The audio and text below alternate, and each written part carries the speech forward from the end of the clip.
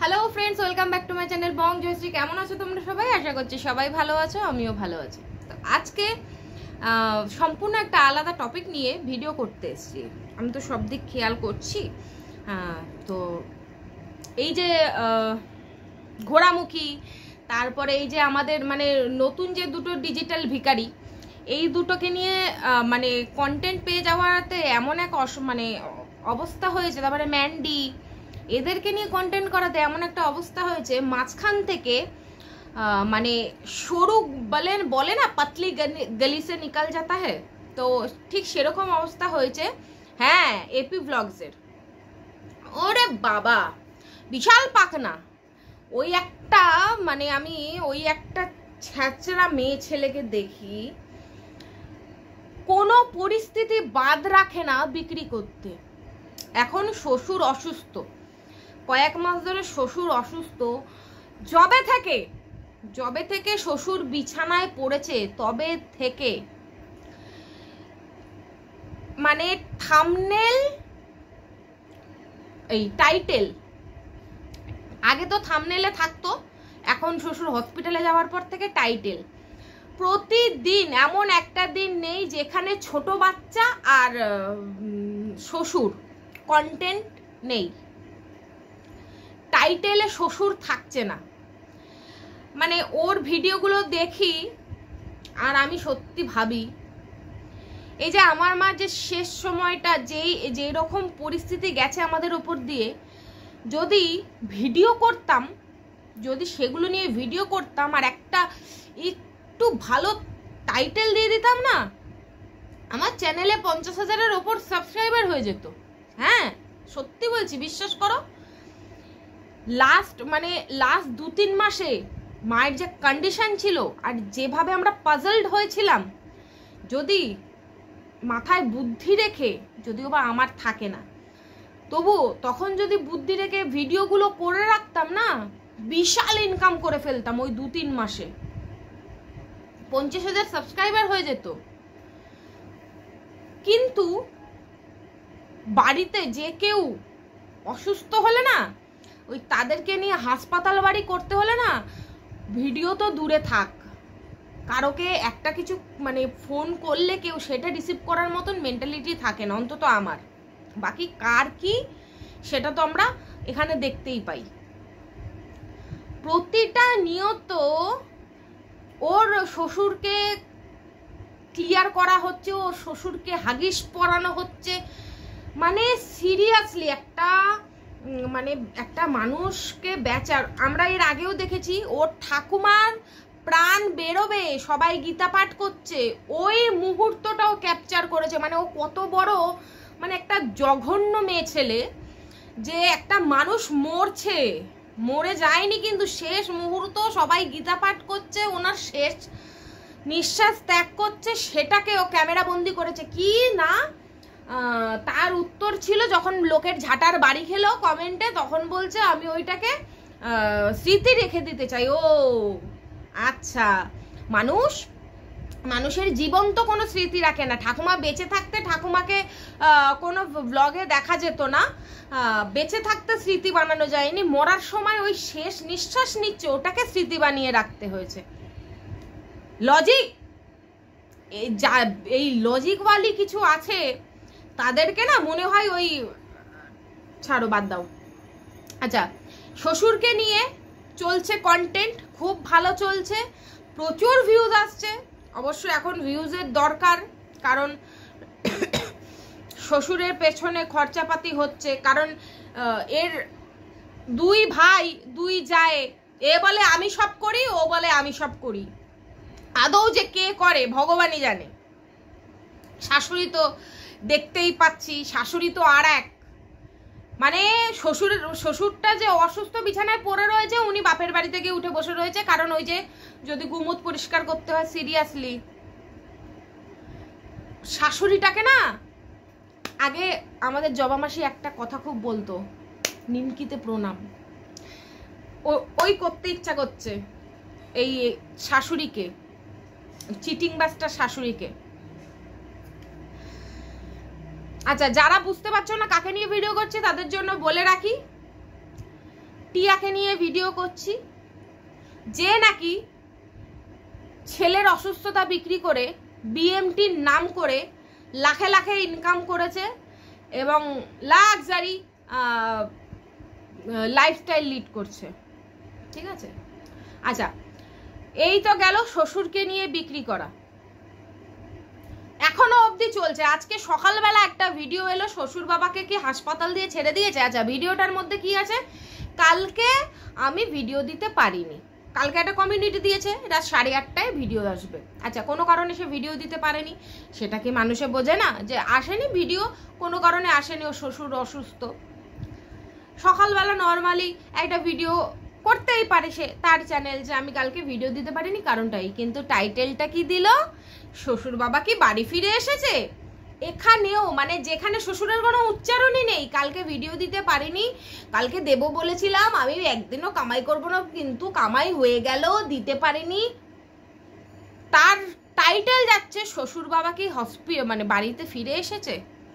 কিভাবে মানে একটা মানুষ মানে কি বলবো, শেষের দিন গুনছে বলাই যায়, কারণ ওর শ্বশুরের অবস্থা তো দেখেছি, আর আমাদের এক্সপিরিয়েন্স তো আছে, সদ্য এই মাকে নিজের মানে এই যে বাবাকে করতে দেখলাম বা নিজের চোখের সামনে গেল, তো মানুষ কখন কি পরিস্থিতি হয় সেটা তো জানি। তো ওর শ্বশুরের যা পরিস্থিতি, তো তাকে নেই খাতার মধ্যে ধরে নেওয়াটাই সবাই বুঝতে পারছে কি কন্ডিশন, ঠিক আছে।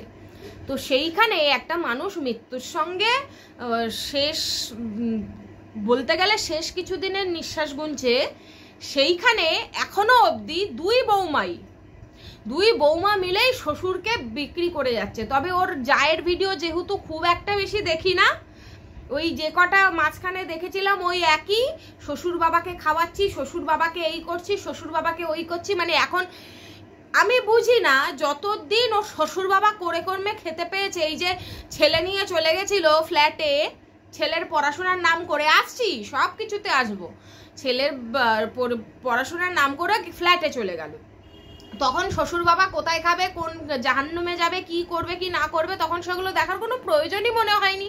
আর যবে থেকে শ্বশুর বাবা বিছানায় পড়েছে, তবে থেকে এই শ্বশুর বাবাকে বিক্রি করে ইনকাম করার জন্য শ্বশুর বাবার নামে যেন 10 ঢোক জল বেশি খাচ্ছে। শ্বশুর বাবাকে দেখতে যেতে পারছে না, মনটা ছটফট করছে, অথচ মানে বাপের বাড়িতে পুজো দেখতে যাওয়ার সময় হচ্ছে, শ্বশুর বাবাকে দেখতে যাওয়ার সময় হচ্ছে না। গল্প দিলেই মানে হয় না, এরা এই যে সিম্প্যাথিটা নিয়েছে, যেহেতু দেখছে সবাই ওকে নিয়ে কেউ কন্ট্রোভার্সি করছে না, সবাই এখন নিজেদের জোনে কন্ট্রোভার্সি করতে ব্যস্ত, তো ফাঁকতালে ভালো সিম্প্যাথি কামিয়ে নিয়েছে।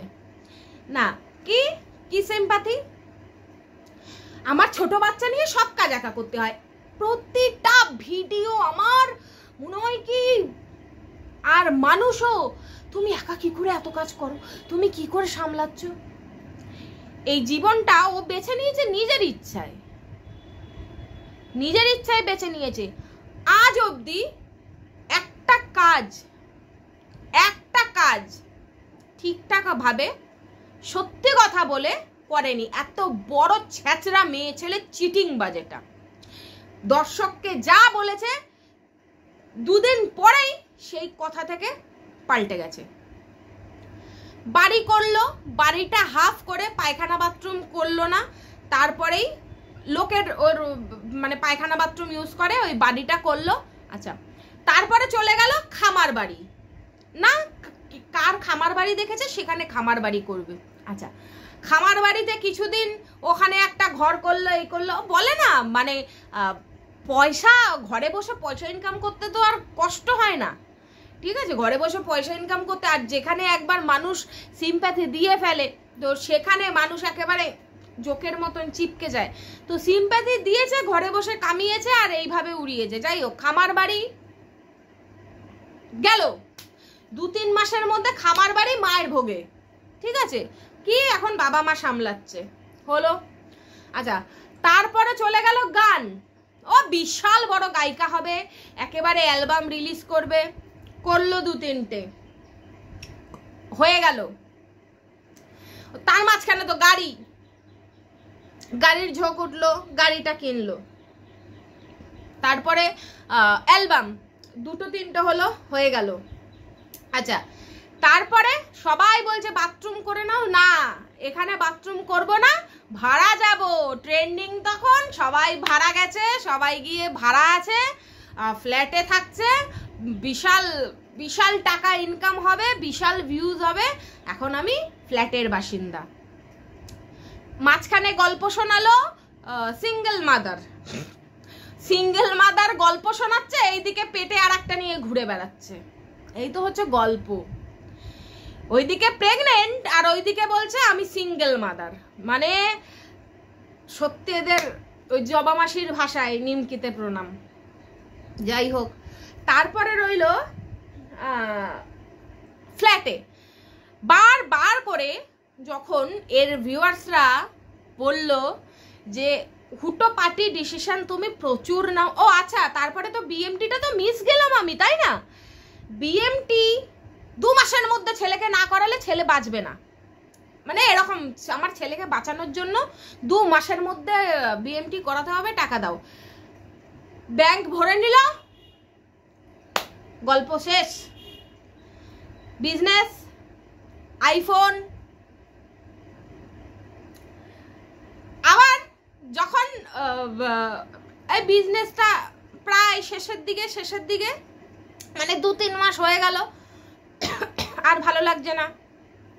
চারিদিকে এখন প্রশ্ন তুলেছে যে তুমি টাকা দিয়ে কি করলে, এতগুলো টাকা তুমি তুললে, ছেলের বিএমটি করালে না, কি তার বদলে অন্য কি সব চিকিৎসা করাচ্ছ, এই কি সব ওষুধ কিনছো, বিএমটির নাম করে লাখ লাখ টাকা তুলে ওই কয়েক হাজার টাকার ওষুধ কিনে ওষুধ খাওয়াচ্ছ আর এই করছো।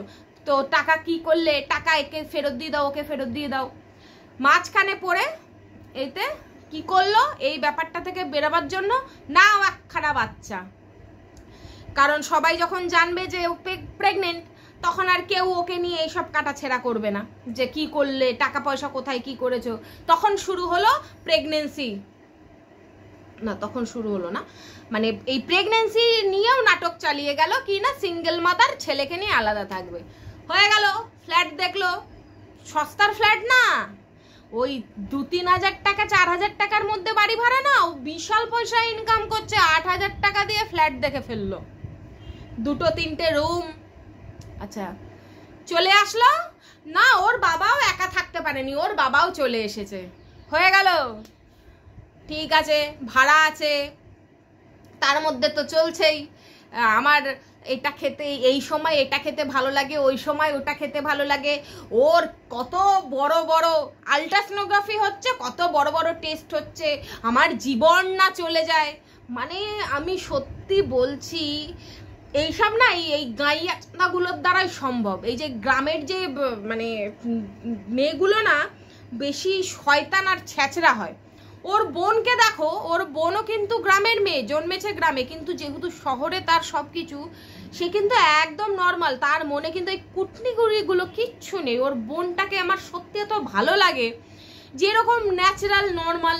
কিন্তু এই যে এত ধুরন্ধর মেয়ে ছেলে একটা, মানে কি বলবো, এর মুখটা মনে পড়লেই না আমার মনে হয় কি ওই মুখটার মধ্যে না একেবারে ওই শিরিষ কাগজ দিয়ে ঘষে দিয়ে আসি, আর নাহলে বিচুটি পাতা ডলে দিয়ে আসি। কোন মুখ দিয়ে তুই এত বড় বড় কথা বলিস দর্শকদের? আচ্ছা, তখন যখন ফ্ল্যাটে যাবে তার আগে ওর দর্শকরা বারবার করে বলল যে দেখো তোমার এখনই যেও না, তুমি এই হুটোপাটার ডিসিশন নাও, তোমার এই হুটোপাটার ডিসিশনের জন্য কিন্তু তোমার এই আজকে তোমাকে এই এতগুলো টাকা তুললে, বিএমটি করালে না, তা তুমি একটা ডিসিশন নিয়ে তারপরে করো এত হুটোপাটার ডিসিশন। হ্যাঁ, আমি আমার ডিসিশন আমি ভালো বুঝবো, আমার ছেলে অসুস্থ, আমারও ইচ্ছা আমার ছেলেকে বড় স্কুলে পড়াবো, এই নিয়ে মানে ওর ভিউয়ার্সদের সঙ্গে রীতিমতো যুদ্ধ। আমাকে যেতেই হবে, আমার ছেলের ভালো দেখতেই হবে, ছেলের ভালো দেখতেই হবে, আমার ছেলেকে পড়াশোনা করাতেই হবে, ছেলেকে এই করতে হবে, ছেলেকে ওই করতে হবে, আমার ছেলের জন্য, আমার ছেলে অসুস্থ, এত দূর দিয়ে জার্নি করতে পারবে না বলে গেল। কয় মাস থাকলো, তার মধ্যেই আবার আরেকটা নিয়ে বসে রয়েছে। ওটা হলো শ্বশুর অসুস্থ হলো, এখন তোর বড় ছেলে সুস্থ হয়ে গেছে, ওর এই অসুস্থতা নিয়ে এখান থেকে তো ওকে যাতায়াত করতেই হবে, কিছু করার নেই, এখন তো আমাকে ফ্ল্যাটটা ছাড়তেই হবে।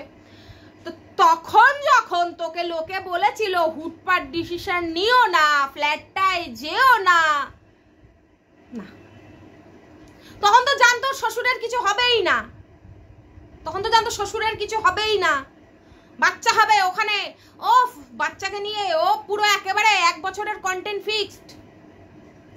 মাঝখানে শ্বশুর অসুস্থ হয়ে গেল, গ্রামের বাড়িতে চলে আসতে হলো।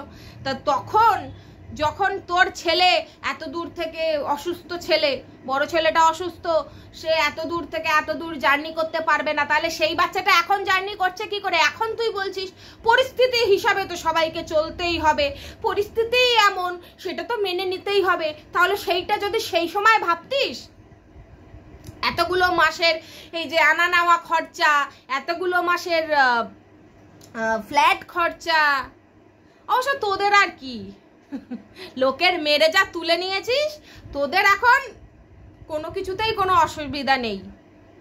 এখন নাকি কোনো প্রমোশন ভিডিও আসছে না, বসে বসে সংসার চলে যাচ্ছে। শ্বশুরকে বেচছিস, শ্বশুর বাবা, শ্বশুর বাবা।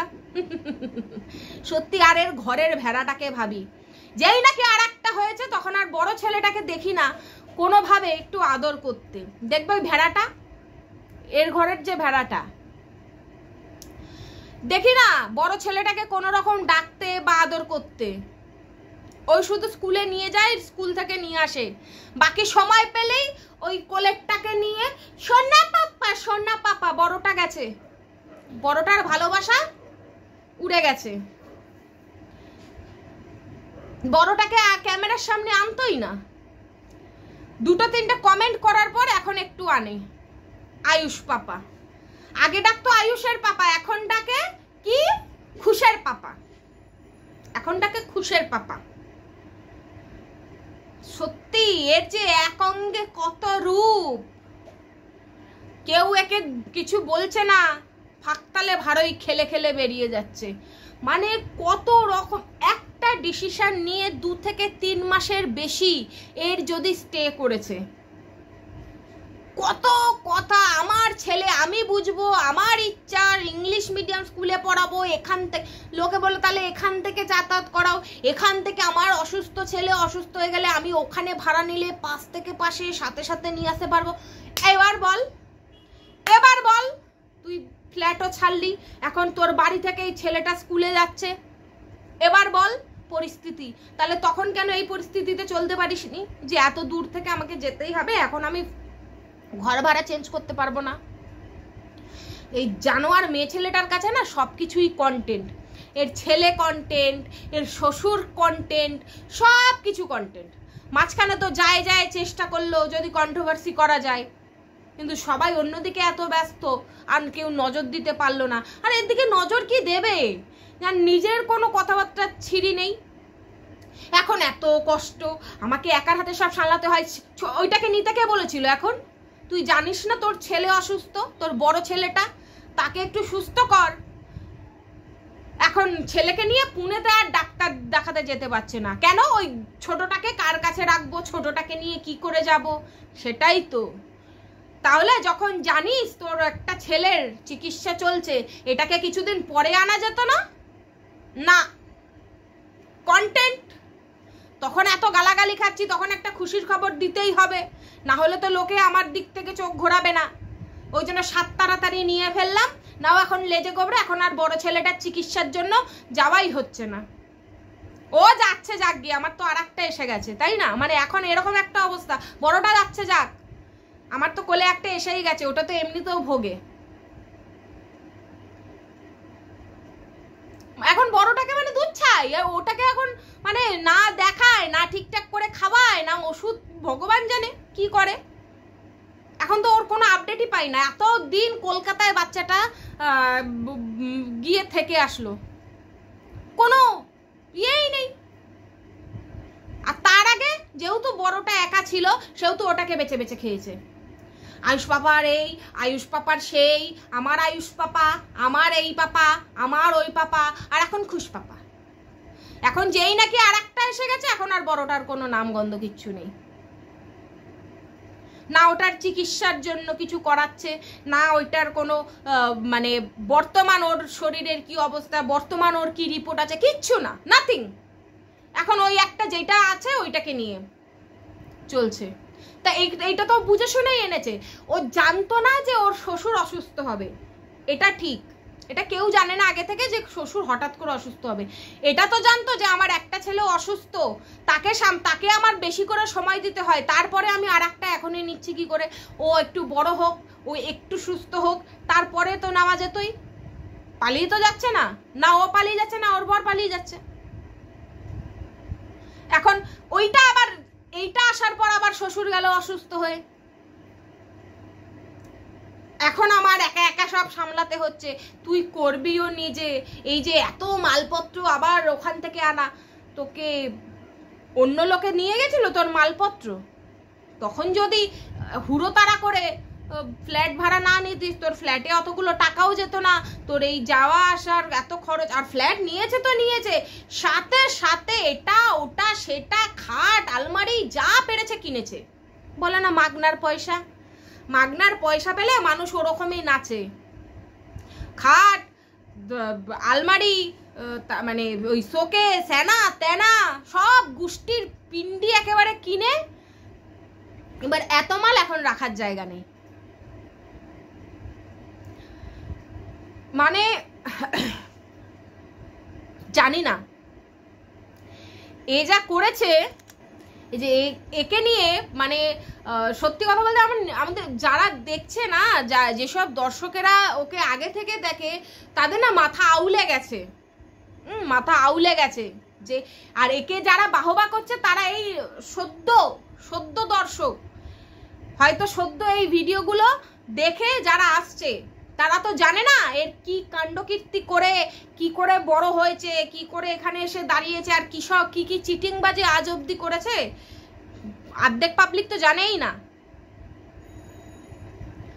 তোমার কি কষ্ট জানা করে, তার দিয়ে খেতে গেলেও আমি না খেলে তো ও দুধ পাবে না, আমি না খেলে ও তো খেতে পাবে না, সকাল থেকে উঠেই তো গিলিস, তারপরে নিজের পয়সায় নিজে গিলবি, আবার ওটা বলার কি হয়েছে যে আমাকে বাধ্য হয়ে খেতে হয়, তুই যেন না খেয়ে থাকতিস।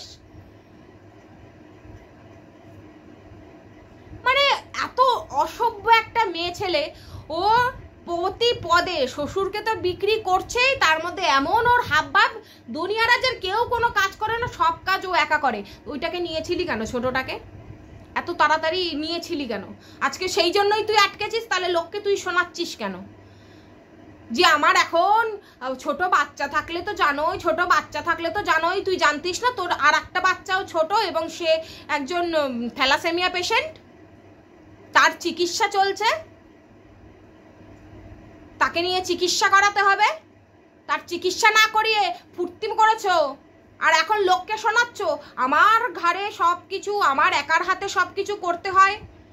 তো তোরকে মানে লোক গিয়ে কি তোরটা করে দিয়ে আসবে নাকি? ছেলে কি করে এখান থেকে স্কুল করবে বলে ওখানে একটা ফ্ল্যাট নিয়ে নিল, সেই এখন ছেলে আবার গ্রামের বাড়ি থেকে স্কুল করছে, এখন হলো পরিস্থিতি। তা সে তখন এই পরিস্থিতিটা ক্রিয়েট করলে কি হতো?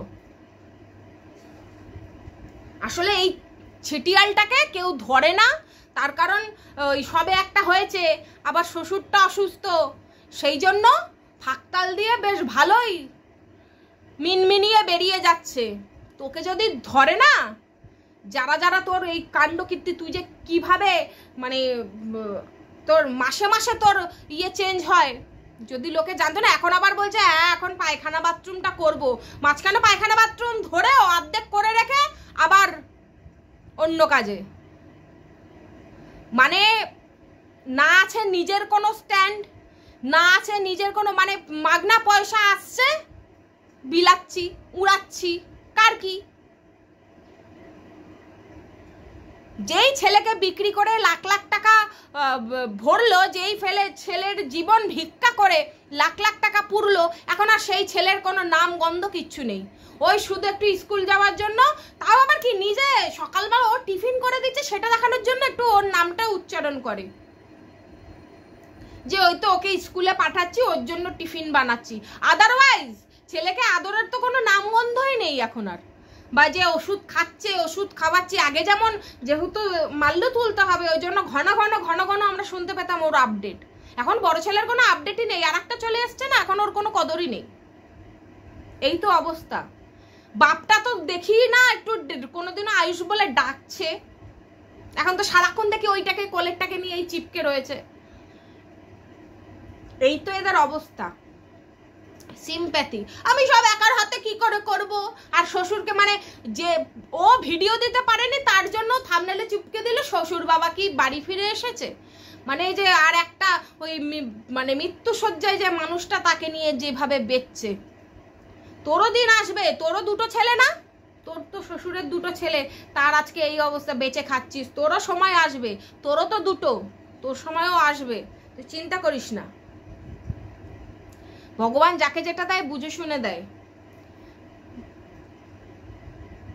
চলো সবাই ভালো থেকো, সুস্থ থেকো।